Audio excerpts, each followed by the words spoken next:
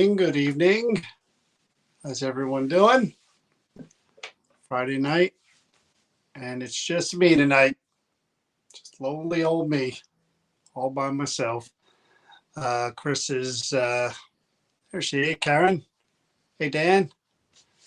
Can't barely see the comments. Uh, how's everyone doing? Friday night, just me. No Chris. She's hanging out with her sisters. Her sisters came from. Hey Michael. Her sisters came from all over. I know one lives in Georgia, one lives in, hey Veronica, one lives in Florida, the other one lives in Texas, and they all flew to Jersey, and they're all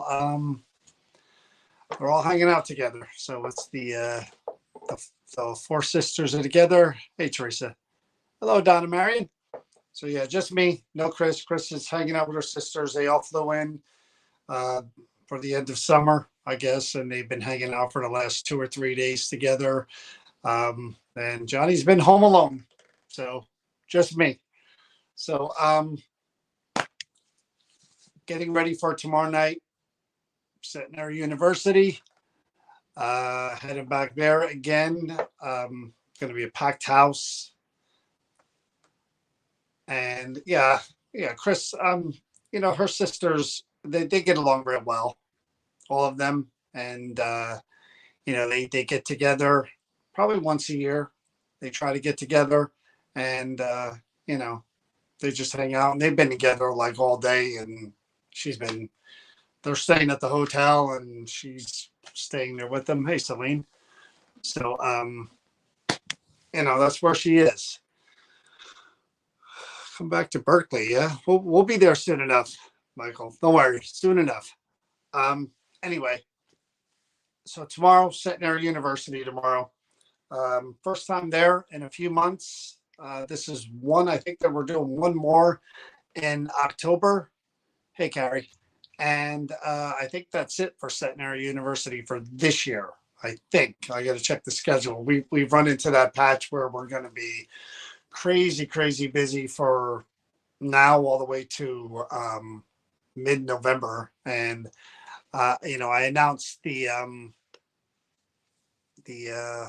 November 18th event, and no tickets available. It's completely sold out. Hey, Christine, the tomorrow night's completely sold out. Everything is sold out until November-ish. And even the event that I mentioned, the fundraising event for us, I haven't sent out the links yet. I'll do that Sunday because tomorrow's going to be too crazy, and I'm not going to get home till late. And Chris isn't going to be there tomorrow night either. So it'll be me, Tanya, Kenny, Danielle, and Colleen tomorrow because Chris is still going to be hanging out with her sisters. So, but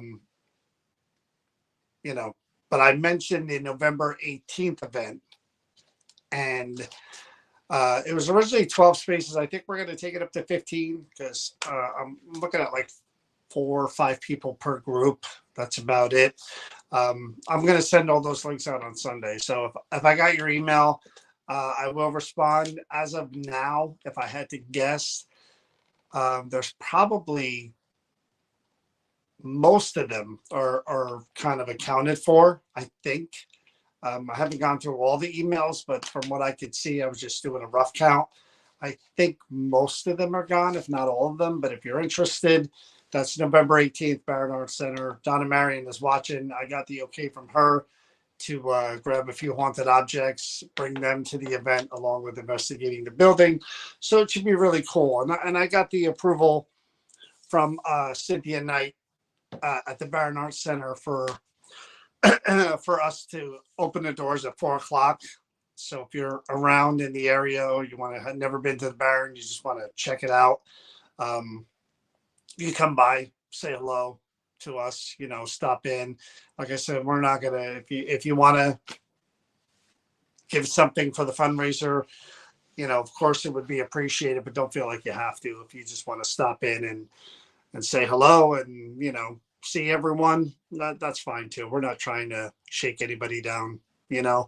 And I am going to try to figure out a way. I know Nikki, I don't think Nikki's watching, but I am going to try to find a way to, for the people who aren't anywhere near Jersey and who can't come to that, that they could, you know, contribute something if they want to. Again, $5, whatever. It doesn't matter.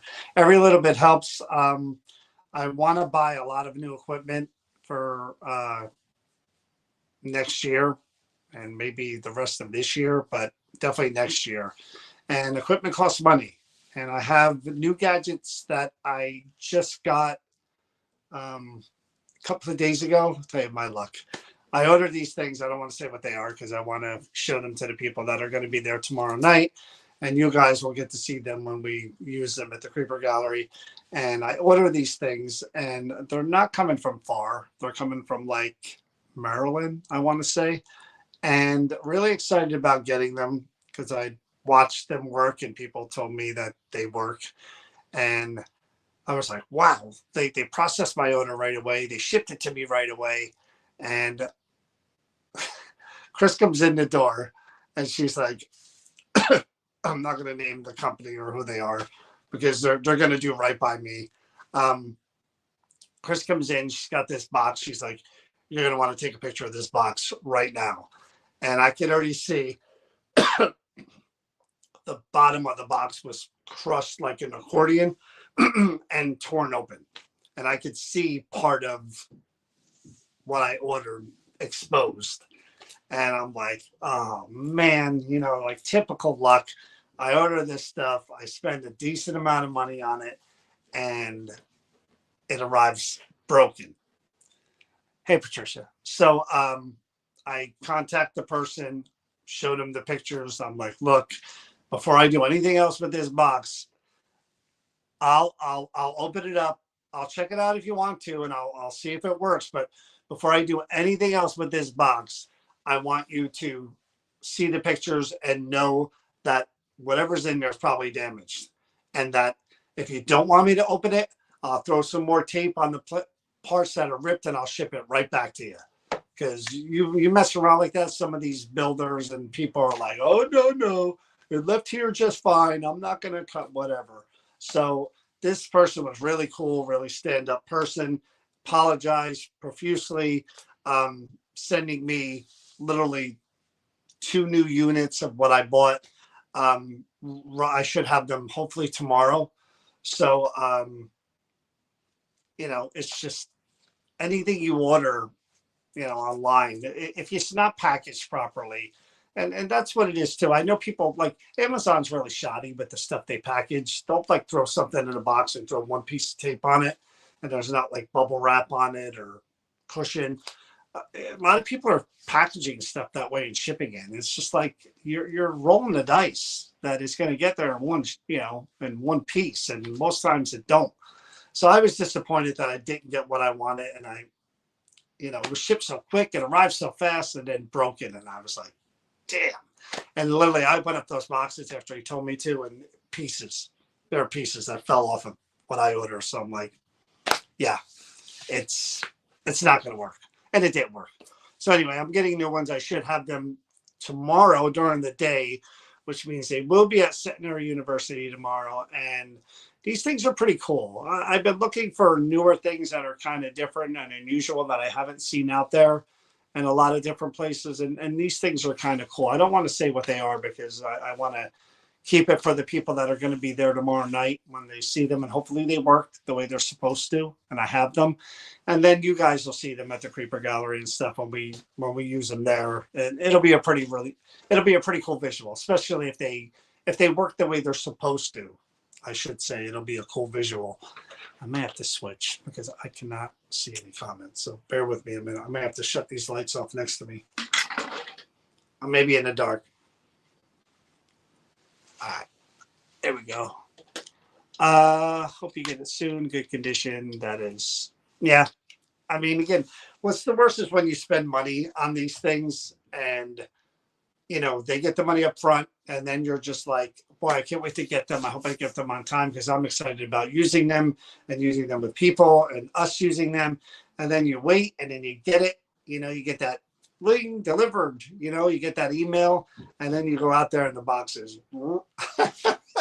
So it's just like, shoot, you know. Can't wait to see. Yeah, new equipment's always cool if it works. I can't tell you. I'll go on a quick equipment jag here.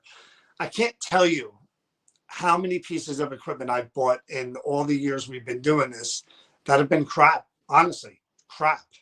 And there's one builder in particular. I'm not gonna out them, but they're pretty popular and they sell a lot of stuff. But I would never order anything from them again because everything I've ever gotten from them, it's a new product. They showed this release video and it works like a great blah, blah, blah. And then you use it out in the field. And this happened to me 3 or 4 times with this one particular company. And their stuff ain't cheap. And after that, no more. No more. Hey, from Maryland. How are you? I'm going to have to shut this light. Sorry, guys. It's going to be a little dark because my eyes really bother me. Hopefully that'll make it a little better. Muddy shoes. I like that. Hey, Jeffrey, what's up? We got some stuff shipped UPS. Yeah, but anyway, when you're buying paranormal stuff, if you want to ask me, you can, and I'll give you my honest opinion on what you're getting and is it worth it, and how much it costs. But hey, Lori, but you're really rolling the dice, when you're ordering stuff and you're not familiar with it, because again, if it's affordable, that's one thing. But when they're charging hundreds of dollars for something, like I bought this spirit box, this thing, it looked so great in the video. So great. New thing. It was kind of one model. I think you may have seen it on the video. If you watched, I did bring it to the Creeper Gallery a few times. The knobs had lights. They actually were lit, the knobs. There was one big one in the middle, 2 on the side. And that thing was it was $600 plus. And that thing was a piece of beep. I mean, never ever worked right for me. The sound wasn't right. The guy recommended add-ons that costed even more money. And it just was a piece of crap. And eventually, I tried to sell it. Again, this was a whole nother friggin' thing that happened to me too. My luck. I sold it for half of what I paid for it, right? Package it real good, bubble wrap all around it, labels on it, fragile. The guy gets it, messages me 3 weeks later. He messages me 3 weeks after he received it and says, it don't work. There's no sound coming out of it. And I'm like, it took you 3 weeks to test this and see if it worked. Oh yeah, I didn't want to use it. I didn't have a need to use it, but I just tried to use it. I'm like, it's literally almost a month, and I get something just like what happened with that thing that was broken. I'm testing it out. I'm opening it up to see if it's in one piece, and this guy waited almost a month. So I said to him, "You've had this thing a month. I don't know if you broke this." He was an investigator too. I said, you could have dropped it. You could have kicked it. How do I know that you haven't been using it all that time and you didn't break it? I have no proof of this. And he's like, well, I'm telling you, it's broken. So what did he do? He contacted PayPal, which he paid me through, and they automatically gave him his money back. And I'm left with a broken box that he shipped back to me. I was out. All that money. So I won't do that anymore, ever.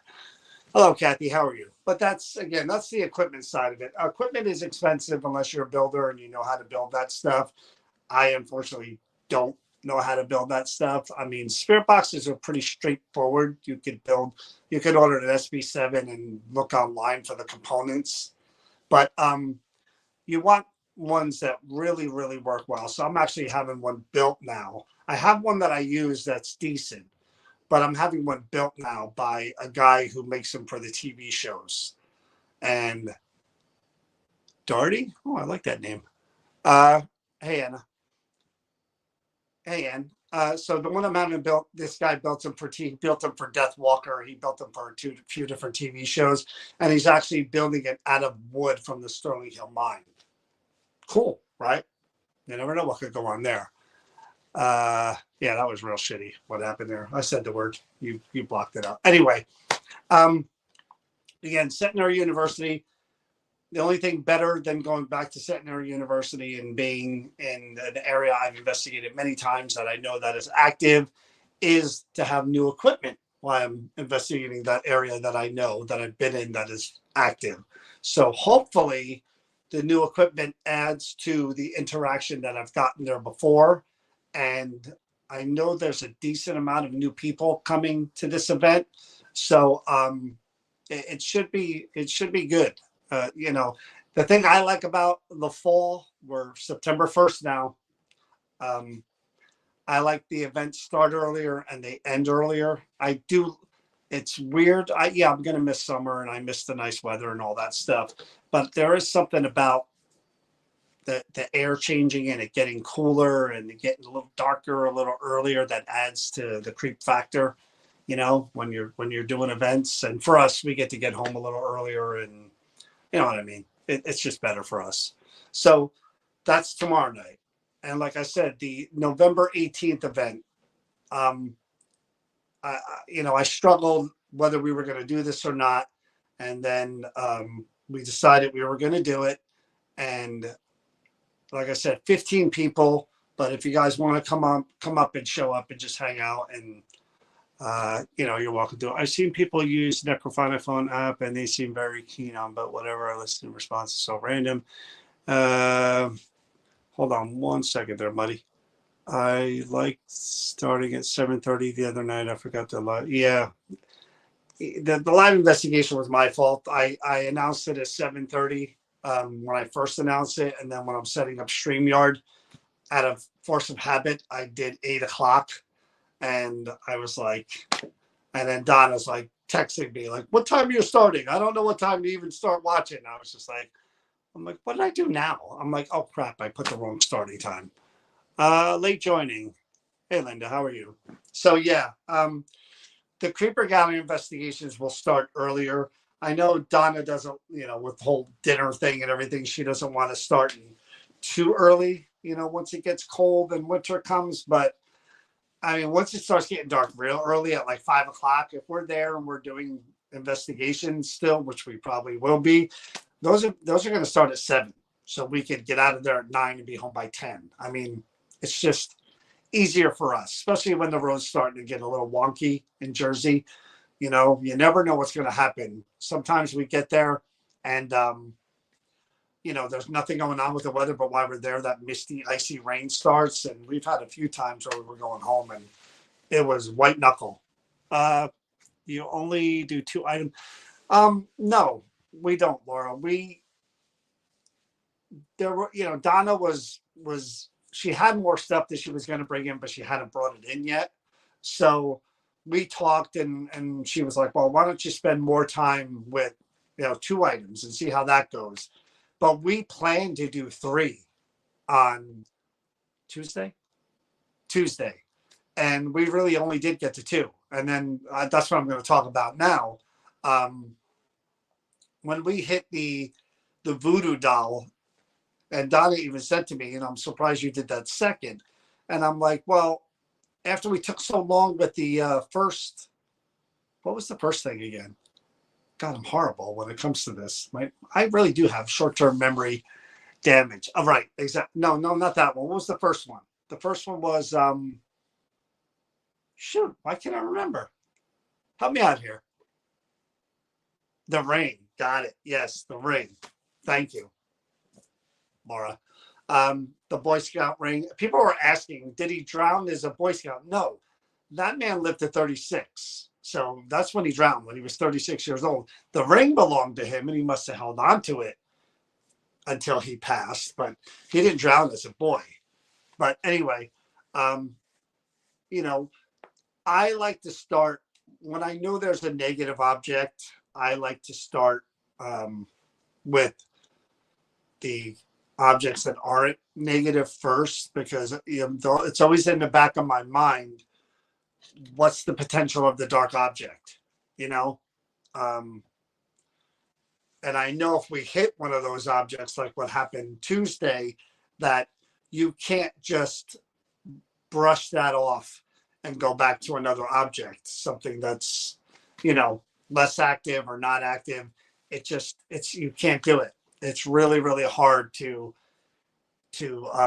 engage with something that's negative or dark, or has a lot of energy, and then just, okay, put that out here and I'm gonna do this one now. It's hard to do that, and I don't like to do that. So and the reason being, because it's like, I'll get into it a little bit, but what was going on with the voodoo doll was the energy had ramped up so much, I could feel it.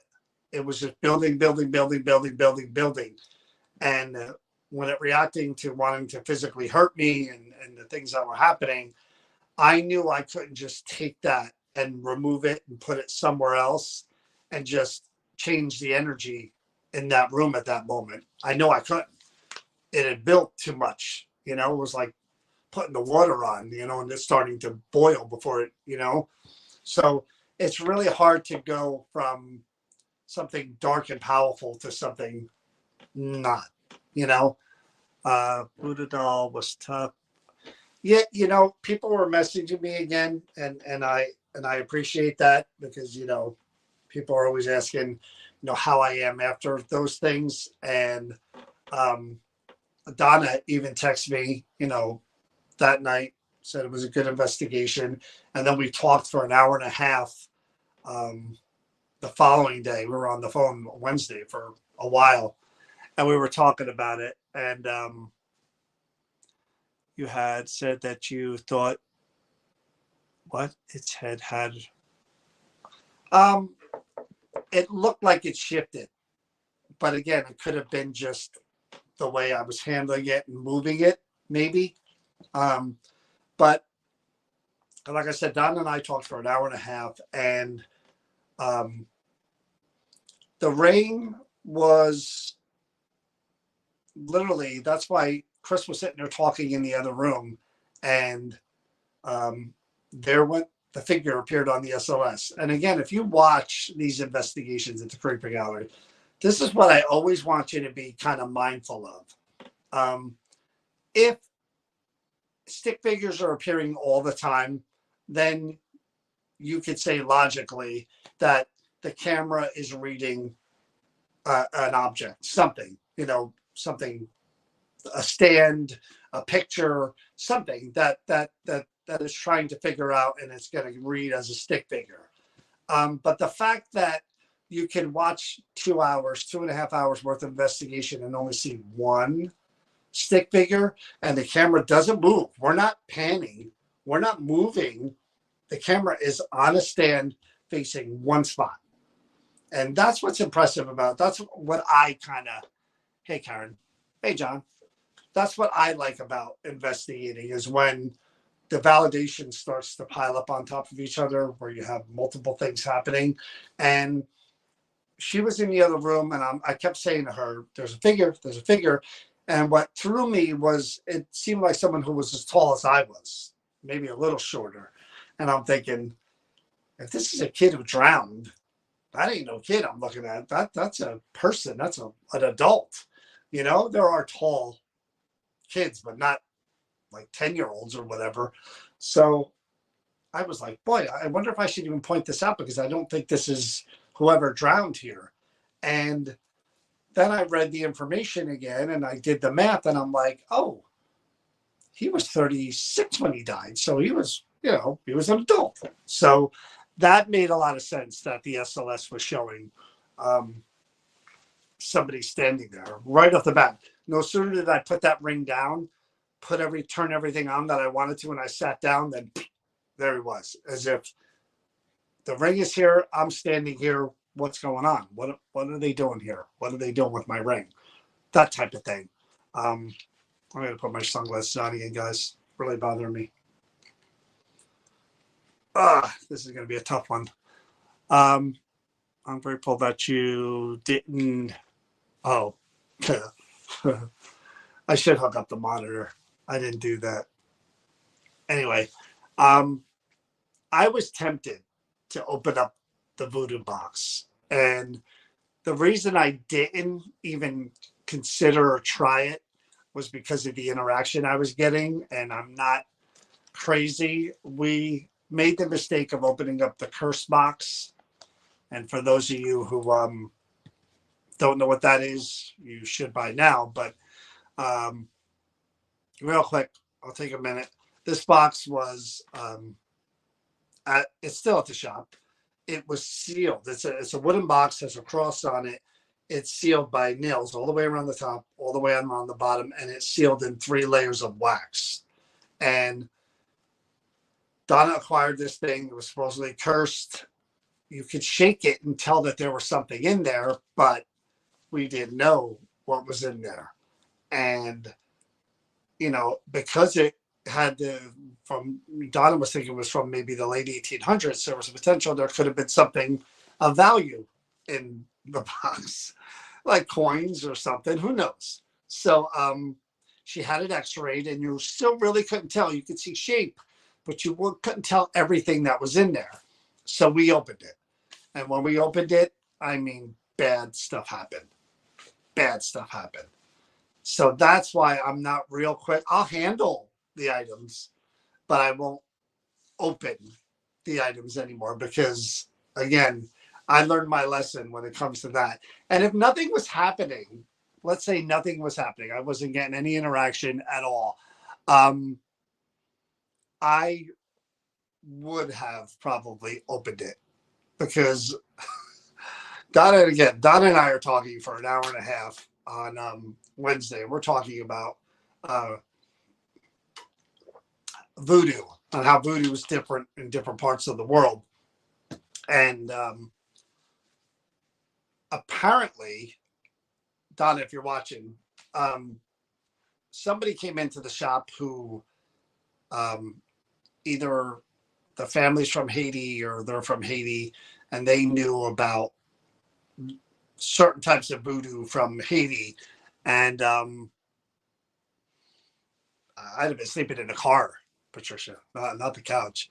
But apparently, certain kind of voodoo, um, it's like like what gypsies sometimes do. It's not just a curse on one person with the intent of hurting that one person. Sometimes it's on the bloodline, on the whole entire family.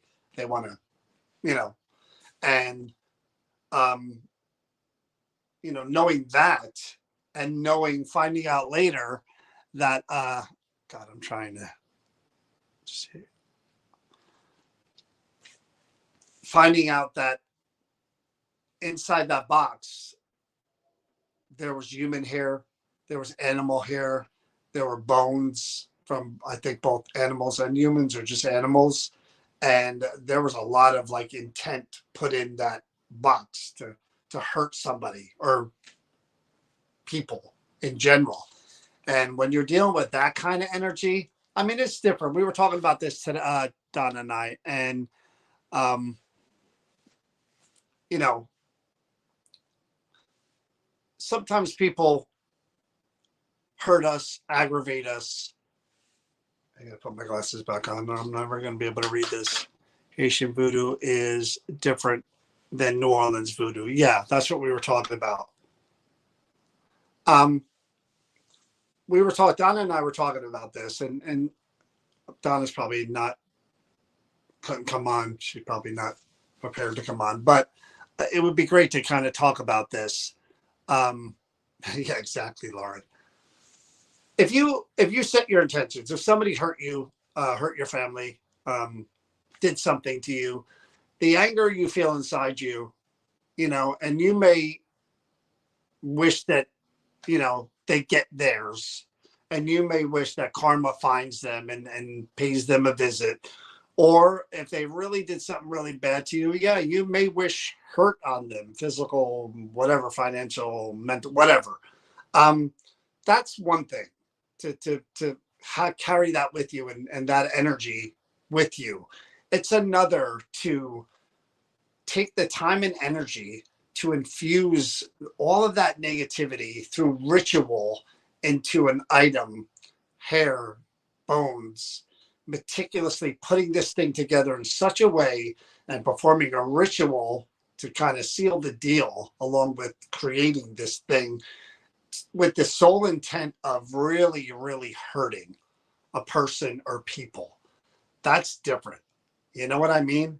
When you're doing a ritualistic type of thing, then that's some bad, bad juju there. Bad juju. You also claim they killed JFK with voodoo. Yeah, Don and I were talking about that too. That supposedly he had a voodoo doll of JFK, or he referenced JFK and he stabbed it 22 times the day that JFK was assassinated, which, if it's true, was completely nuts. But that's what makes me worried about handling items like that. Like I said, it's one thing um, to be around a negative object of any kind and have that kind of energy attached to it. But it's another thing to be around an object that was just made for the sole purpose of hurting, killing, whatever.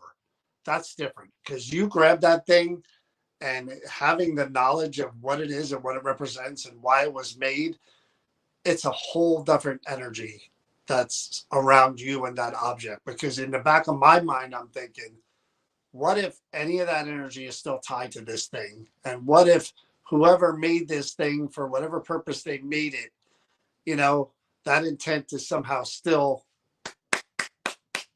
stone tape. It's still on the object and with the object of, hey, this wasn't made for a collector's piece. This was made with intent to hurt. And now I'm handling this thing, trying to openly engage with the person who made it and whatever energies tapped into it. Not always the smartest thing to do. And that's why I stopped. Because once I started going, even I know to pump the brakes, when and you know what, did you say that you still have, Donna still has it? Yeah, she still has it. How do you protect yourself from these kind of, hey, Paranormal Brew, there's my friend Taryn. Um, Again, maybe we'll do another one of these where we deep dive into the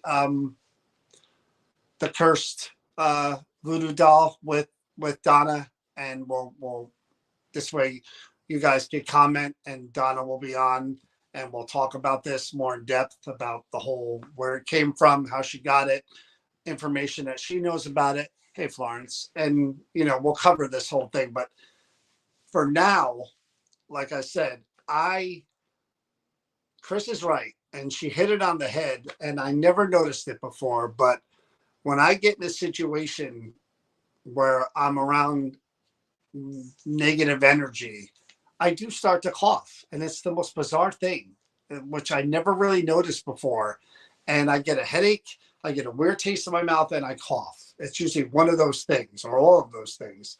And all of a sudden, I'm feeling whatever is coming off of that thing. I'm getting all those. And the coolest thing in the world, it was cool but not cool.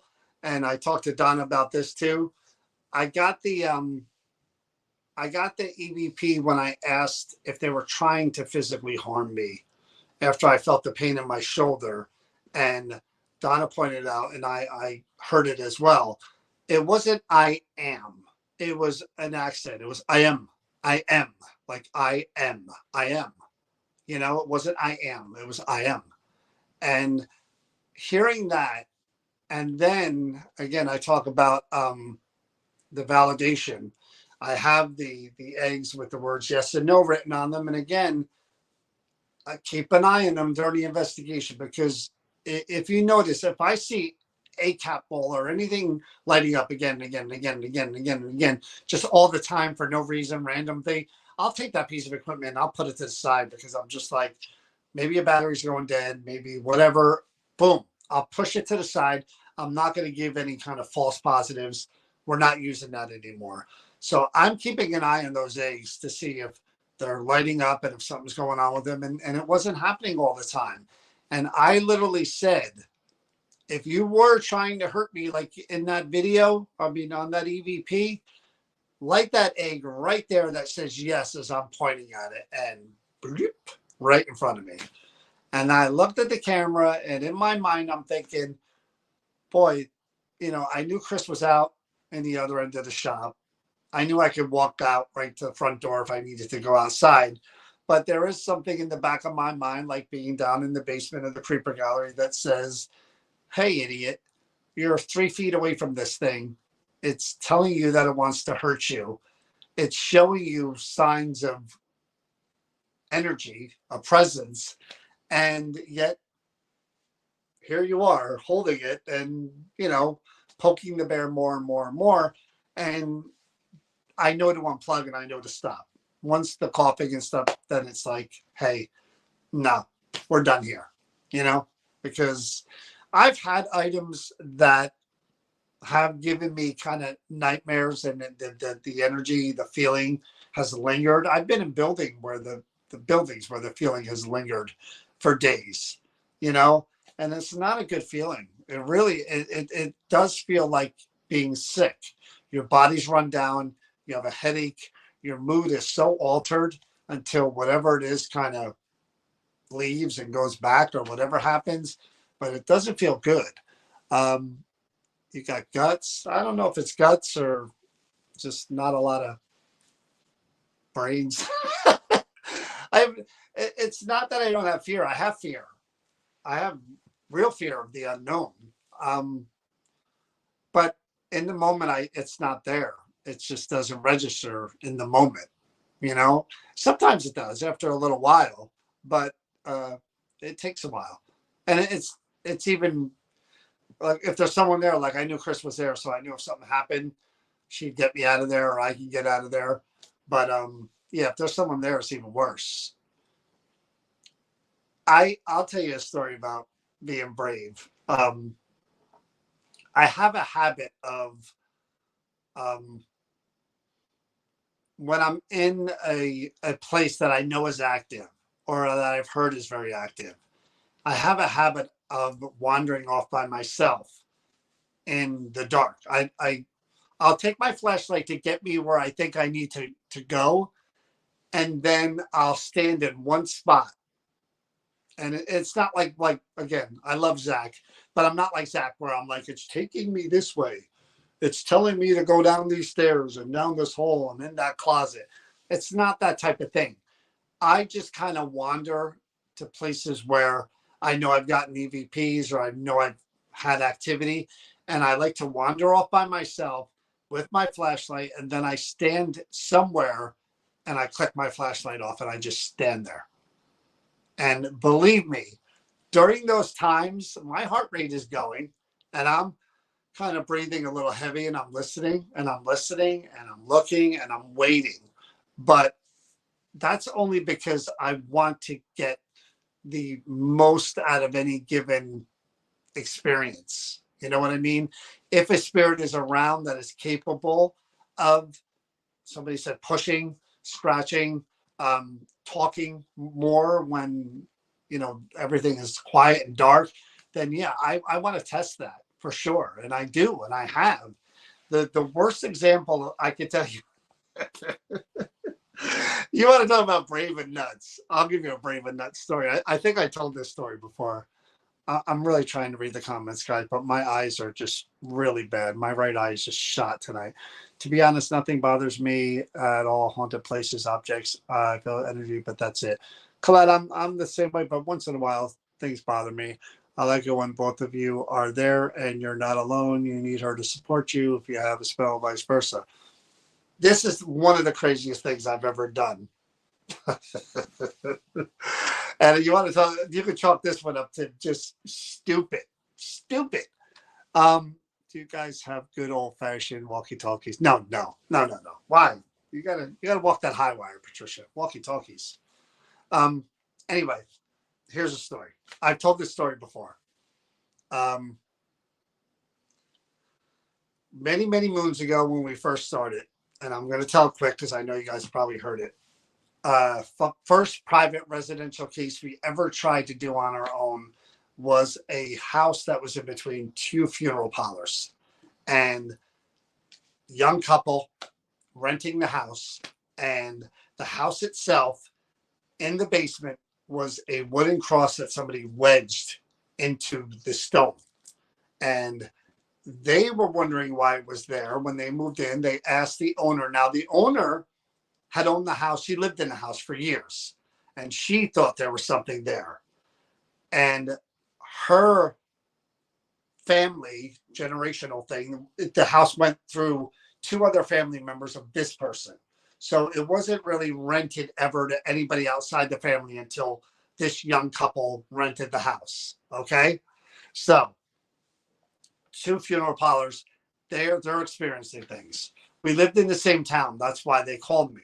So here we are hearing all these claims about, like the movies, kitchen cabinets being open in the morning, doors shutting by themselves, sounds, voices, shadow figures, um, basement doors closing when they're going to do the laundry, especially the young female that was there, going up the stairs, the basement door in her face. And she was afraid all the time because her husband worked at night and she was in there just like the horror movies. And that's when the things would. So we go in there not knowing really what we're doing as far as helping people. We knew how to investigate, but we didn't know how to help people really. And we did go in there with the notion of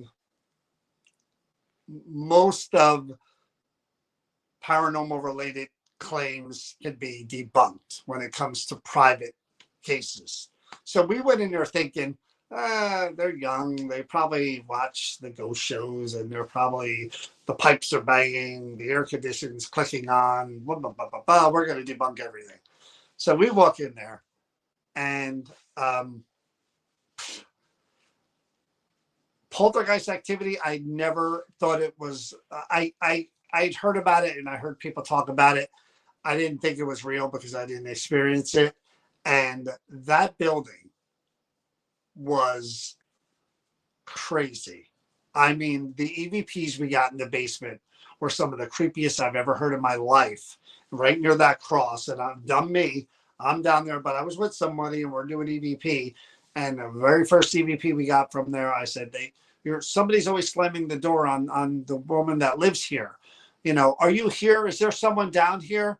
I listened back to it, and the voice again, it sounded like Lurch from Adam's Family, and it said, "I'm here," and it was raspy and gravelly, and it sounded like an old man. And we looked at each other like, "Holy S word!" Like there really is something here. And then we're investigating the different floors, and I tell this story all the time. I heard something, and you're like, "Where's that coming? Where's that coming from?" We're all standing in a room, and we're all asking questions. Where's that coming from? I look down at the floor.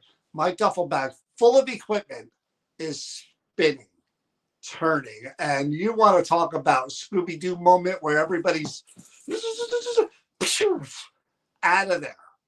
And so what happened was we were like, wait a minute, we need to talk to some people and figure out what to do about this, because I ain't never seen nothing like this. I didn't know if this crap was even real.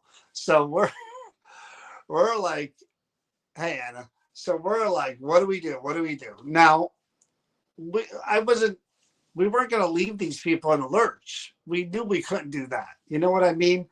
And again, we didn't know enough. So because I lived in the same town as them, they were calling me like every night. Like, so here's what we did first. Everybody said, sage, sage, sage the thing, sage the thing, sage the thing. So we talked to people, learned how to do a sage, sage top to bottom, basement to the attic, up and down, all the windows open, repeated the mantra, about, this is not your place. You don't belong here. You must leave now, and blah, blah, blah. We put sea salt in every corner of every room to bar it from coming back in, because that's what we were told to do. And what do you know? Everything was calm. Everything was calm. It was like we were like, yes, we're great. We did it. We did it. Now we know what we're doing. It was a band aid. It was a band aid. It literally lasted 2 weeks. And I get a call again saying, you made it worse. It's worse. Now we're hearing stuff all the time. Things are doing this, things are doing that. And we're like, okay, you know what? It didn't take. We're going to sage again. So here we come back, we siege again. Literally lasted a week of peace. Now we're like, okay, this isn't working. So we contacted someone who knew a priest. The priest comes in, does a blessing, holy water, does the whole thing. Lasted a month this time. Nothing would keep whatever was there from coming back and coming back even worse than it was before.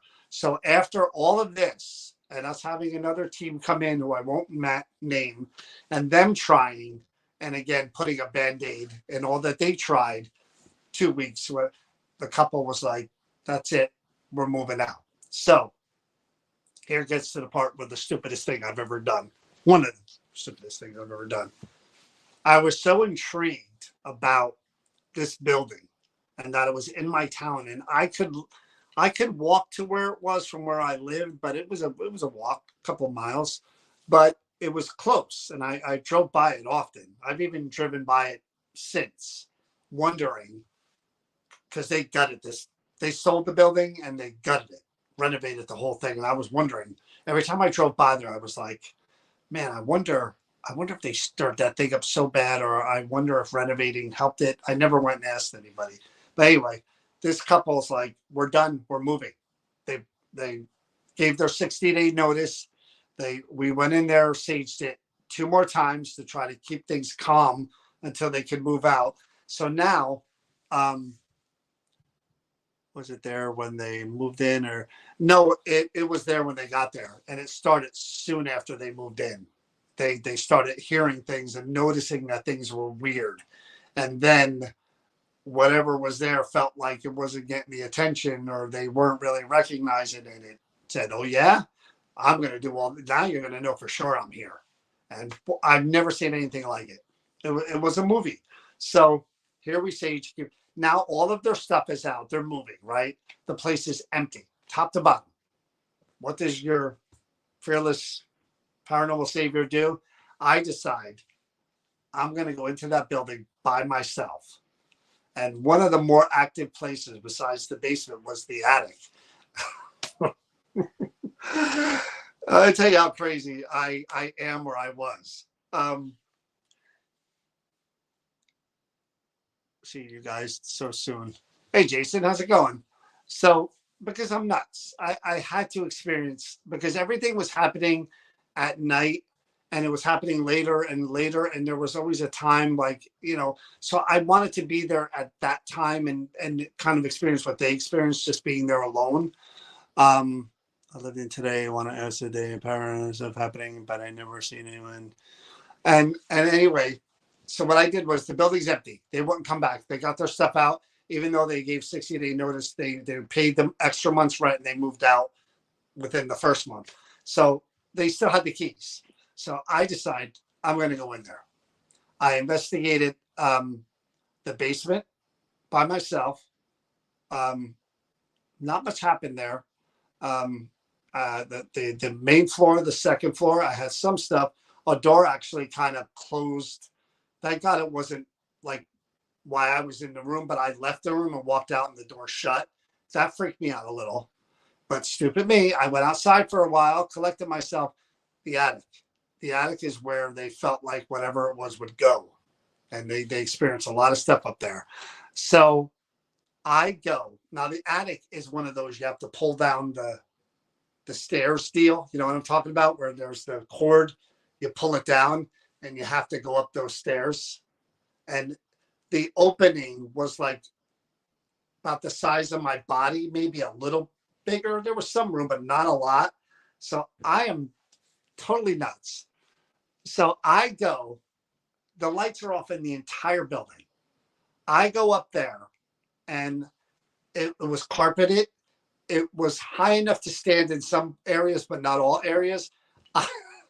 I not only go in the basement, I go the furthest point from where the stairs are. I go the furthest point to where I'm so far from getting to the stairs, I have to kind of crawl from where I am, stand up, crawl a little more, stand up, and then get down those stairs in the dark. This is how crazy I am. And I know now I'm the furthest away from the stairs. I shut off the 2 lights that are away from me too. From where I was, I had to crawl, stand up, and pull a string. So that's why I'm afraid to draw string lights too.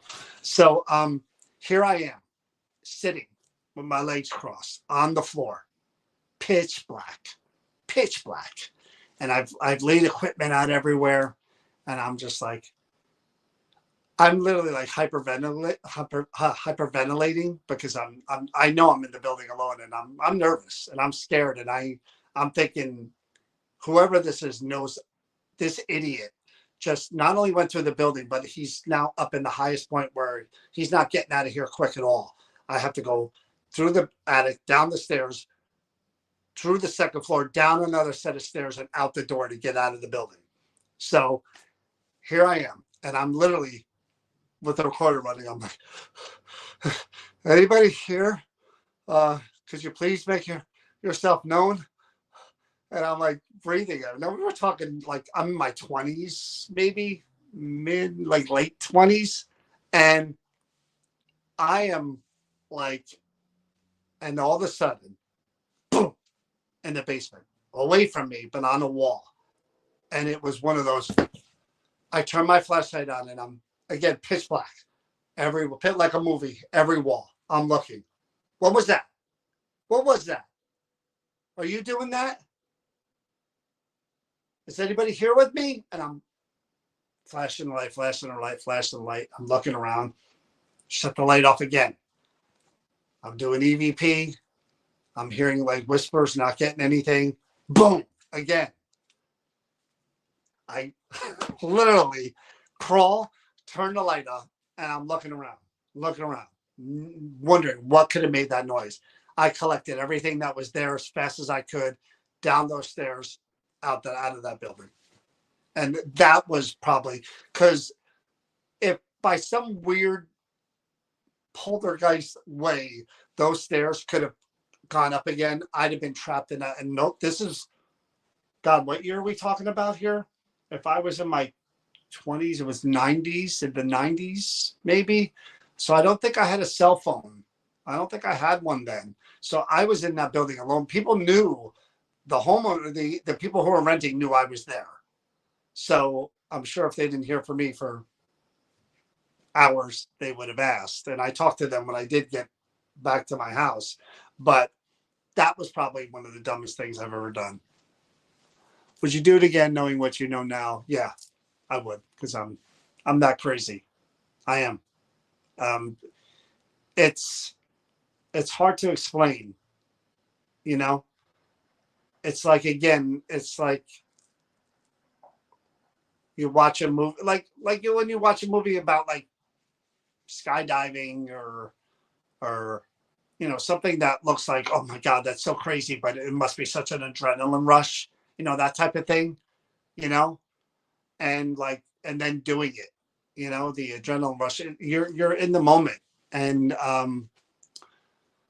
what was the equipment that has digital voice? Can you leave that on? No, you can't leave it on continuously. No. I guess you could, but it doesn't really work that way. But that was probably one of the dumbest things I've done. Other times when I've done that sort of thing, people have been around.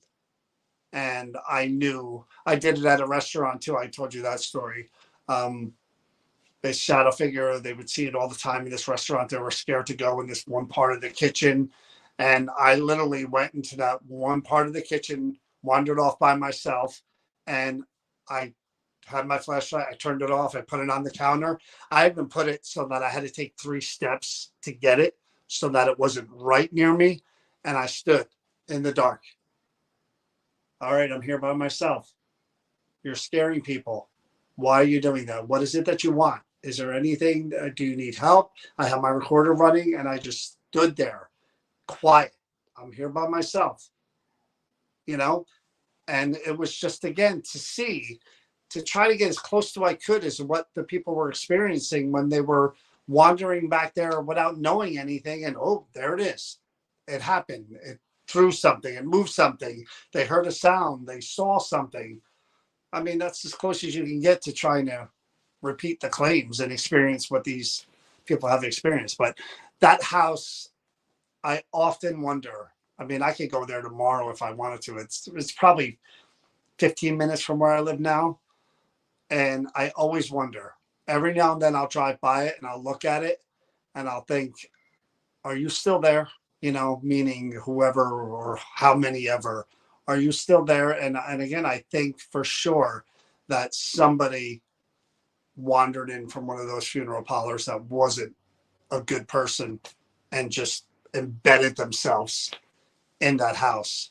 And I think that whoever at one point owned that house knew it and they did something to try to combat it. And that's why that cross was in that basement. And now, if I had ever come across, I probably would remove that cross and try to. I know more people that I could bring in now to try to help that type of situation. I know way more people that could help with that. Back then, I didn't, but that cross was doing no good, no good. I would be interesting to go now with all the experience you have. Well, haven't you followed up on that with a team? No, Lori. Once those people moved out, um, like I said, I had gone back there and saw the renovations and I saw them gutting it and everything. And again, it's a town I lived in. I know people that live in that area and they know I was there.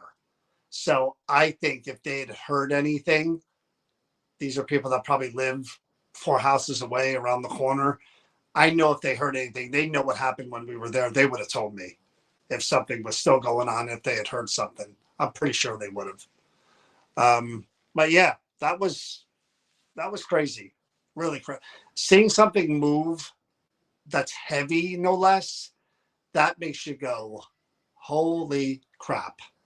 You know, like I said, it was like an episode of Scooby Doo. There were 3 of us, I think, there investigating, and we right out of that place, right out, boom, out the front door. It was like Ghost Adventures. We were right out of the building because I had never seen that. And I'm thinking, if that spirit is capable of doing that, that bag had to have weighed, I don't know, 20 pounds, 25 pounds. And it moved it like it was moving a piece of cardboard, you know? Nah. And I felt so terrible for the people who were living there who, again, when we put the Band-Aid on it by saging and doing all this stuff, and when it came back, I felt so they weren't getting any sleep. They were going out, they were driving around, they were doing whatever they could because during the day it wasn't bad. And that's the weirdest thing about the paranormal stuff too. And it does make you wonder because during the day when she was home alone, the laundry thing would happen, the door would slam, and she would wake up in the morning and the kitchen drawers would be open. But there wasn't a lot of activity. It was like the movies. Nighttime would come and the house was quiet. Boom. And I couldn't imagine living in that situation. Too bad you didn't get. No, no, we didn't really. We weren't filming that. This was a private residential case, and those people were genuinely frightened, and they had every right to be. I mean, they had a movie haunting.